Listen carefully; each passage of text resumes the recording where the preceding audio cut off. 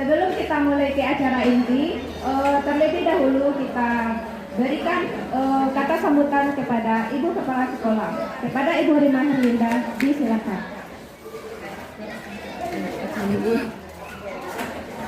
Bapak Ibu yang kami hormati, sengaja pagi ini kita agendakan untuk ketiga orang guru tunggal kita.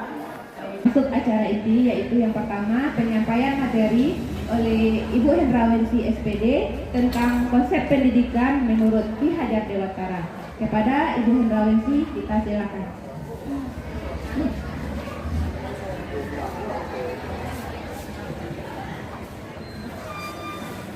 Assalamualaikum warahmatullahi wabarakatuh. Waalaikumsalam warahmatullahi wabarakatuh.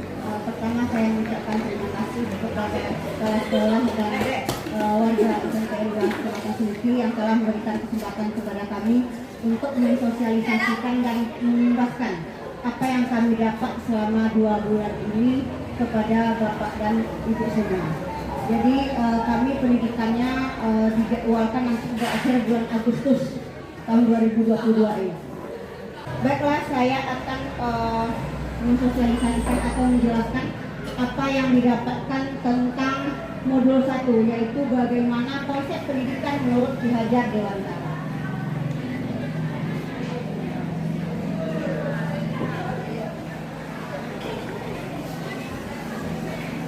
Menurut Ki Hajar Dewantara, pendidikan dan pengajaran itu berbeda, walaupun pengajaran itu adalah bagian dari pendidikan. Pengajaran itu adalah proses bagaimana memberikan ilmu kepada peserta didik yang bermanfaat untuk kecakapan hidupnya secara lahir dan batin. Sedangkan menurut Ki Hajar Dewantara, pendidikan itu adalah memberi tuntunan atau menuntun terhadap segala kekuatan kodrat yang dimiliki anak agar mampu mencapai keselamatan dan kebahagiaan yang setinggi-tingginya, baik sebagai manusia maupun sebagai anggota masyarakat. Itu pendidikan menurut Ki Hajar Dewantara. Pendidikan dan pengajaran merupakan usaha persiapan dan persediaan untuk segala kepentingan hidup manusia. Jadi melalui pendidikan juga tempat persemaian benih-benih kebudayaan dalam masyarakat. Mengapa Ki Hajar Dewantara menunjuk pendidikan sebagai perubahan? Karena Ki Hajar Dewantara meyakini bahwa menciptakan manusia Indonesia yang beradab, maka pendidikan menjadi salah satu kunci utama dalam mencapainya.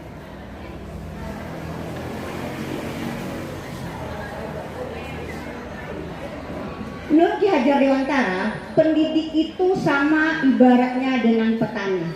Tugas petani itu apa? Menyediakan lahan yang subur, kemudian menanamkan benihnya, menyiangi, kemudian memupuk, menghindari dari berbagai hama. Yang diharapkan oleh petani nanti adalah hasil yang baik. Jika petani menanam biji, walaupun biji padi itu unggul, tetapi tidak disediakan lahan yang subur, juga tidak dibasmi hama-hamanya, maka hasilnya tidak akan maksimal. Begitu juga dengan seorang pendidik. Kita sebagai pendidik, tugas kita adalah menyediakan tempat pembelajaran yang aman, kemudian memberikan karakter yang baik kepada peserta didik, kemudian menghindari peserta didik dari hal-hal yang buruk seperti membuli, menanamkan karakter-karakter yang bermanfaat untuk masa depannya. Kemudian kita sebagai seorang pendidik juga tidak bisa memaksa. Misalnya, kalau petani itu menanam sebuah biji padi, hasil akhirnya tidak bisa diharapkan jagung. Sama juga dengan pendidik. Kalau kita memaksa anak untuk suka IPA misalnya, kalau anak itu tidak berbakat pada pelajaran IPA, maka kita tidak akan bisa menciptakan anak untuk menguasai mata pelajaran IPA. Jadi tugas kita hanya menuntun sesuai dengan bakat dan minat yang dimiliki oleh peserta didik. Nah, ada beberapa hal-hal positif yang pelajari dalam pemikiran Ki Hajar Dewantara. Pertama adalah merdeka belajar. Mungkin kita sudah sering, apa itu merdeka belajar? Nah, menurut Ki Hajar Dewantara, merdeka belajar itu adalah pendidik dan peserta didik diberi kebebasan untuk menciptakan proses pembelajaran yang terbaik. Jadi guru dan peserta didik diberi kesempatan menciptakan inovasi-inovasi pembelajaran yang menarik. Misalnya yang sebelumnya kita belajar dalam kelas, sekarang boleh di luar kelas. Yang sebelumnya kita jarang melakukan keterampilan, sekarang kita lakukan keterampilan supaya peserta didik tersebut nanti bebas untuk melakukan proses pembelajaran yang menarik bagi mereka. Kemudian yang kedua, menghamba pada siswa. Menghamba pada siswa ini bukan menghamba manusia pada Tuhan. Menghamba pada siswa ini sama dengan student center learning, yaitu pendidikan yang berpusat pada siswa. Jadi menghamba pada siswa ini, pendidik harus memperhatikan segala kebutuhan peserta didik dalam pembelajaran. Jadi pembelajaran dipusatkan pada siswa, bukan guru yang menjadi pusat pembelajaran. Guru tidak boleh monoton dalam pembelajaran. Peserta didik belajar dari apa yang dia kerjakan, bukan belajar dari apa yang diucapkan guru saja. Itulah yang pembelajaran berpusat pada siswa. Kemudian menuntun siswa sesuai dengan kodrat alam dan kodrat zaman. Nah, kalau menuntun siswa dengan kodrat alam, kita membimbing peserta didik sesuai dengan bakat dan potensinya di mana peserta didik itu berada atau di lingkungan mana dia tinggal. Kemudian dengan kodrat zaman, pada zaman sekarang ini teknologi sudah semakin maju, maka kita juga menyesuaikan pendidikan sesuai dengan perkembangan ilmu dan teknologi. Seperti yang kita sering dengarkan adalah pembelajaran abad 21. Itu yang perlu kita tekankan, pembelajaran abad 21 yang dikenal dengan 4C.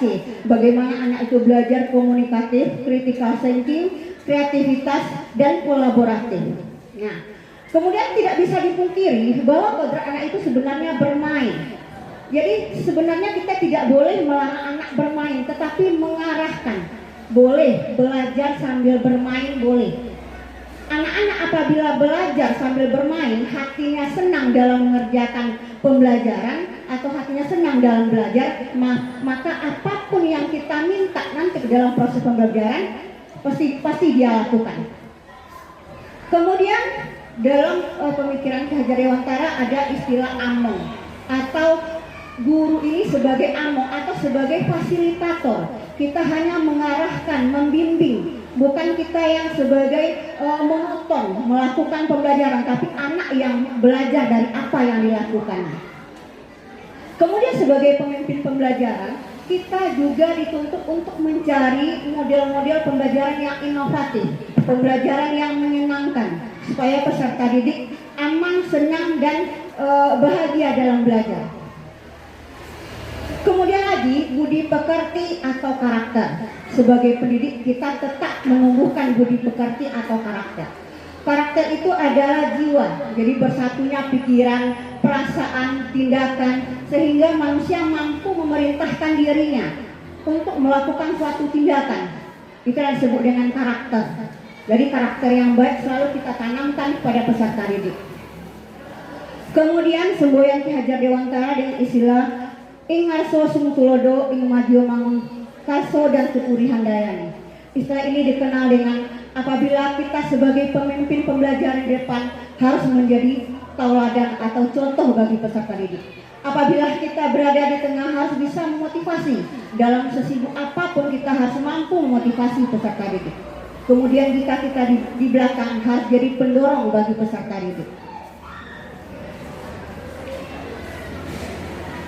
Nah, ini yang disebut dengan guru sebagai among adalah menuntun murid mendapat kebebasan dalam belajar untuk mengembangkan segala potensi, bakat dan minat yang dimiliki sesuai dengan kodrat alam dan kodrat zaman tadi, dengan tetap menanamkan budi pekerti untuk mencapai tujuan pendidikan. Nah, apa sebenarnya dari tujuan pendidikan?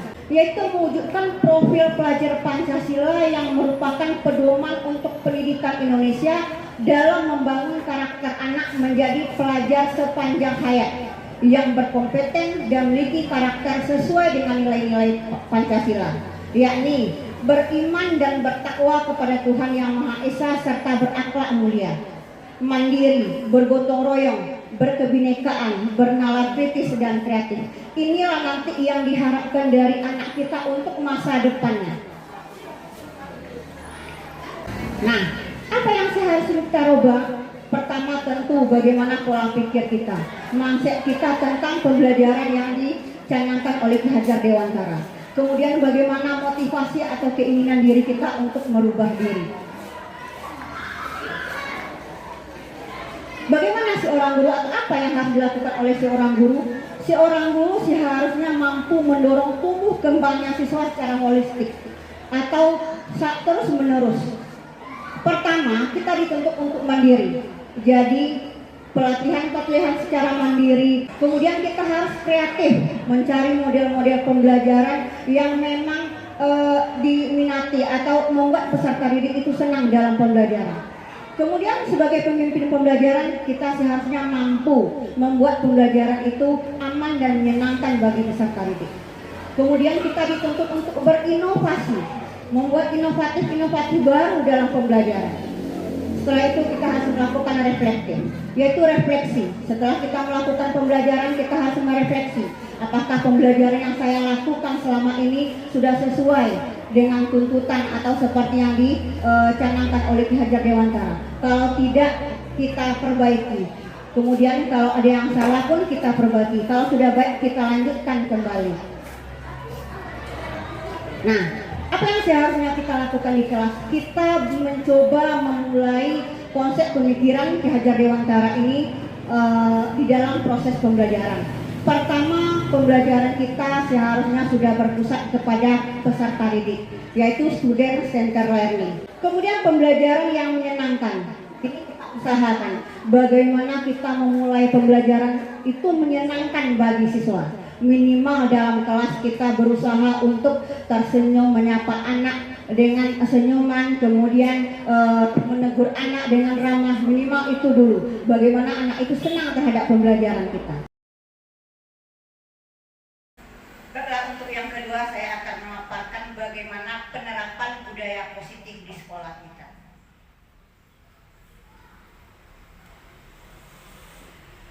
Budaya positif merupakan lahan dan perawatan oleh pendidik untuk menumbuhkan murid sebagai tanaman yang subur.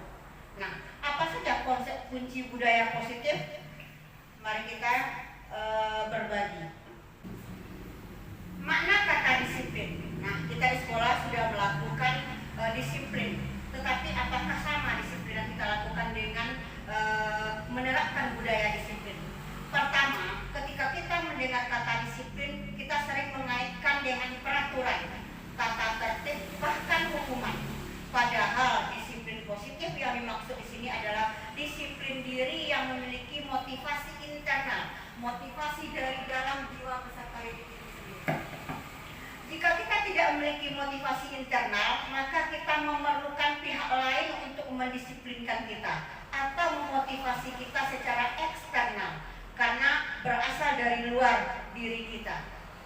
Sebagai pendidik, tujuan kita adalah menciptakan anak-anak yang memiliki disiplin diri sehingga mereka bisa berperilaku dengan mengacu pada nilai-nilai kebajikan universal dan memiliki motivasi intrinsik bukan ekstrinsi.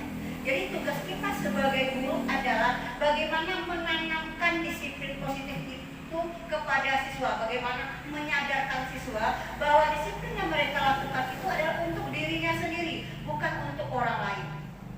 Nah, perilaku disiplin ini kita harapkan menjadi sebuah kebiasaan pada anak-anak dalam lingkungan kelas dan lingkungan sekolah, sehingga dapat menghadirkan budaya positif.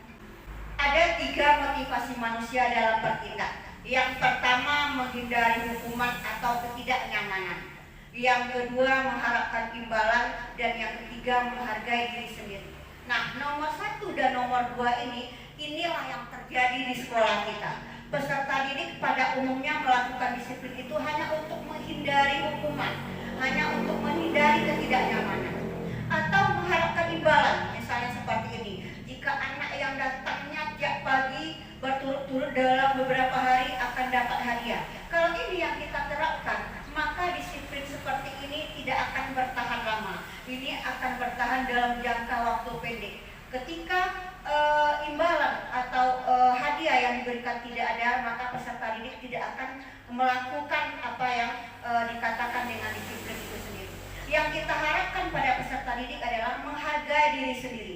Jadi peserta didik itu memang melakukan disiplin positif itu berasal dari diri sendiri atau untuk masa depannya, untuk dirinya sendiri, bukan untuk orang lain. Nah, ketika siswa melakukan suatu pelanggaran, maka ada kebutuhan dasar pada peserta didik yang tidak terpenuhi. Ada 5 kebutuhan dasar pada manusia. Yang pertama, kebutuhan bertahan hidup, yaitu kebutuhan untuk memerlukan makanan, rumah, pakaian. Yang kedua adalah kebutuhan cinta dan kasih sayang, di mana anak di sini memerlukan hubungan sosial yang sangat erat, ingin mendapatkan perhatian dan kasih sayang dari anggota keluarganya atau orang-orang terdekat. Yang ketiga adalah penguasaan atau kebutuhan pengakuan dan kemampuan. Di sini di mana peserta didik sebenarnya ingin diakui kemampuannya, ingin dihargai oleh orang lain. Kemudian yang keempat adalah kebutuhan kebebasan, di mana peserta didik sebenarnya ingin bebas dalam melakukan apapun. Yang kelima adalah kebutuhan kesenangan. Jadi peserta didik sebenarnya dia membutuhkan suatu kesenangan, maka dia melakukan hal-hal yang sebenarnya menurut kita melanggar aturan, padahal dia sebenarnya mencari kebutuhan kesenangan yang tidak terpenuhi di rumahnya. Nah, ada 5 posisi kontrol kita sebagai seorang guru dalam menangani kasus anak atau permasalahan anak. Yang pertama, posisi kontrol yang disebut dengan penghukum. Hal ini seharusnya tidak kita lakukan sebagai seorang guru. Ciri-cirinya adalah guru seperti ini biasanya percaya kalau pembelajaran berhasil dengan caranya sendiri. Misalnya, selain kata-kata yang dikeluarkan, misalnya seperti ini: selalu kamu saja yang berbuat salah, setiap hari kamu melakukan kesalahan. Itu sebenarnya tidak bagus. Anak merasa terhukum. Atau misalnya, kamu kalau terlambat silakan berdiri di lapangan. Itu sebaiknya tidak dilakukan oleh seorang guru, karena itu merupakan hukuman bagi si anak. Yang kedua, membuat orang merasa bersalah. Nah, pada posisi ini guru akan membuat murid merasa bersalah dengan apa yang mereka lakukan. Dengan suara lembut biasanya guru akan mengatakan seperti ini: ibu sangat kecewa denganmu. Bagaimana perasaan orang tuamu jika tahu kamu melakukan hal ini? Itu posisi membuat orang merasa. Kemudian yang terakhir adalah posisi manajer. Nah, di antara 5 posisi kontrol ini, posisi manajer lah yang paling tepat dilakukan seorang guru. Manajer, di mana pada posisi ini guru mempersilahkan murid untuk mencari solusi, memperbaiki kesalahannya, bukan menghukumnya atau menyalahkannya. Jadi peserta didik itu sendiri mencari solusi setelah apa yang dia lakukan. Misalnya seperti ini: apa rencana kamu memperbaiki hal ini? Sebagai seorang guru, kita memang harus menggunakan posisi kontrol dalam menangani permasalahan anak. Karena posisi kontrol ini adalah mencari solusi permasalahan setelah apa yang dilakukan oleh anak. Sebelumnya kita memang harus melakukan sebuah keyakinan kelas atau kesepakatan kelas. Nah, sekarang kita akan memahami seperti apa keyakinan kelas itu. Mengapa tidak kita sebut sebagai peraturan kelas? Suatu keyakinan akan lebih memotivasi seseorang dari dalam. Seorang akan lebih bergerak dan bersemangat untuk menjalankan keyakinannya daripada sekedar mengikuti serangkaian peraturan. Keyakinan kelas lebih kepada nilai-nilai universal seperti bertanggung jawab, bersemangat, disiplin, dan pembentukan keyakinan kelas. Jadi di sini saya sudah melakukan keyakinan kelas yang sudah saya buat pada kelas 94. Di sini ada beberapa keyakinan kelas yang kami buat. Jadi peserta didik itu sendiri yang membuat keyakinan kelasnya. Misalnya yang saya lakukan adalah: pertama, jika siswa tidak membuat PR, apa yang harus dilakukan? Maka siswa pun mencari solusinya atau konsekuensinya bersama. Dia mengatakan, jika kami tidak membuat PR, Bu, maka kami akan membuat PR sepulang sekolah. Sebelumnya siswa menawarkan akan membuat PR di jam pelajaran tersebut. Saya sebagai seorang guru tentu tidak membolehkan, karena PR itu pekerjaan rumah, harus dikerjakan di luar sekolah. Kemudian yang kedua dibuat oleh peserta didik itu: jika terlambat Bagaimana konsekuensinya? Maka peserta didik membuat keyakinan kelas jika dia terlambat 10 atau sampai 15 menit, pulangnya pun terlambat 10 sampai 15 menit. Nah, kira-kira seperti itu keyakinan kelas yang saya buat dengan siswa. Nah, apa beda hukuman, sanksi, dan restitusi? Sekarang kita akan melihat beda hukuman, sanksi, dan restitusi. Kalau hukuman itu adalah bersifat tidak terencana atau tiba-tiba, kita akan berikan hukuman kepada siswa secara mendadak, tidak ada diskusi dan tidak ada direncanakan. Yang kedua, hukuman bersifat satu arah dari pihak guru dan murid menerima tanpa berdiskusi terlebih dahulu. Konsekuensi, kalau sanksi atau konsekuensi bersifat terencana dan sudah disepakati terlebih dahulu. Kemudian sanksi bersifat dua arah, baik itu dari pihak guru maupun dari pihak siswa. Kemudian ada istilah restitusi. Jadi istilah restitusi ini adalah proses menciptakan kondisi bagi murid untuk memperbaiki kesalahan mereka, sehingga mereka bisa kembali kepada kelompok mereka dengan karakter yang lebih kuat. Nah, di sini guru mempunyai peran kontrol sebagai manajer, di mana murid diberi pilihan atau memilih sendiri dalam memperbaiki kesalahan. Jadi untuk melaksanakan restitusi, kita terlebih dahulu harus membuat keyakinan kelas. Nah, dari keyakinan kelas itu kita akan bisa memposisikan diri kita sebagai manajer atau posisi kontrol manajer. Nah, apa saja ciri-ciri restitusi? Yang pertama, restitusi itu bukan menembus kesalahan, tetapi belajar dari kesalahan. Yang kedua, restitusi itu memperbaiki hubungan. Kemudian restitusi itu tawaran, bukan paksaan. Restitusi itu menuntut untuk mendasari tindakan. Restitusi diri adalah cara yang paling baik dibandingkan dengan hukuman atau sanksi. Restitusi berfokus pada karakter, bukan tindakan. Restitusi itu menguatkan dan berfokus pada solusi. Kemudian restitusi juga mengembalikan murid yang berbuat salah pada kelompoknya. Ini salah satu contoh keyakinan kelas yang telah saya lakukan. 3 restitusi, ada 3 langkah yang akan kita jalankan. Yang pertama namanya menstabilkan identitas. Dalam hal ini kita akan melakukan hal yang terbaik yang bisa dilakukan. Misalnya seperti ini. Ketika siswa kita panggil, kemudian dia merasa drop, maka kita lah yang membangkitkan motivasi atau semangatnya lagi dengan mengungkapkan kata-kata kira-kira seperti ini. Nah, setiap manusia pernah melakukan kesalahan. Kamu bukan satu-satunya orang yang melakukannya.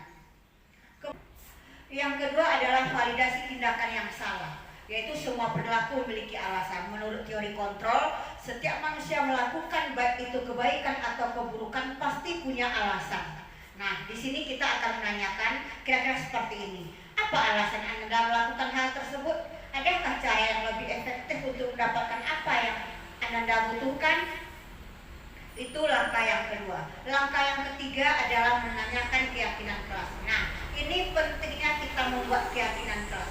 Karena keyakinan kelas ini yang membuatnya adalah peserta didik itu sendiri. Dan peserta didik itu sendirilah yang akan menentukan apa konsekuensi yang akan dijalankannya. Misalnya ketika dia melanggar aturan atau tidak membuat PR, kita akan menagih keyakinan kelas mana yang telah kita buat yang dia langgar. Nah, apa konsekuensinya? Tentu anak kita sudah tahu karena dia sendiri yang membuat konsekuensi dari keyakinan kelas yang mereka buat. Nah, itulah langkah-langkah dari segi 3 restitusi. Hal ini sudah saya lakukan di dalam kelas. Setelah saya membuat keyakinan kelas, masuk pembelajaran berikutnya ternyata semua siswa sudah terlihat rapi, tidak ada yang ketinggalan catatan, tidak ada yang memakai sendal atau tidak ada yang terlambat. Karena dia sudah tahu apa saja keyakinan kelas yang mereka buat. Mudah-mudahan dengan adanya keyakinan kelas, disiplin positif yang kita buat itu bisa kita laksanakan minimal di kelas kita masing-masing. Nah, mungkin itu penerapan dari disiplin positif. Mungkin dari Bapak Ibu ada yang bertanya tentang pelaksanaan segitiga restitusi atau pelaksanaan disiplin positif ini.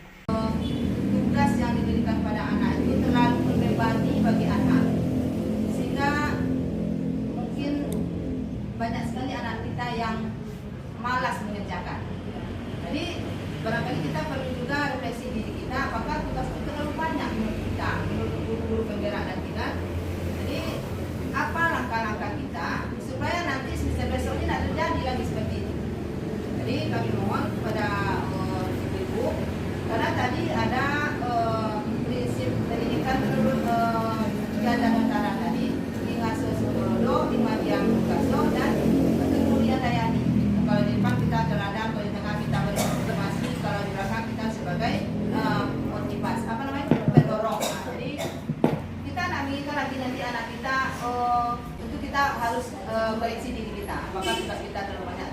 Terima kasih. Terima kasih atas pertanyaan yang diberi. Misalnya mengamati ekosistem di sawah, misalnya KIPA. Apa yang bisa dia amati misalnya di sawah itu?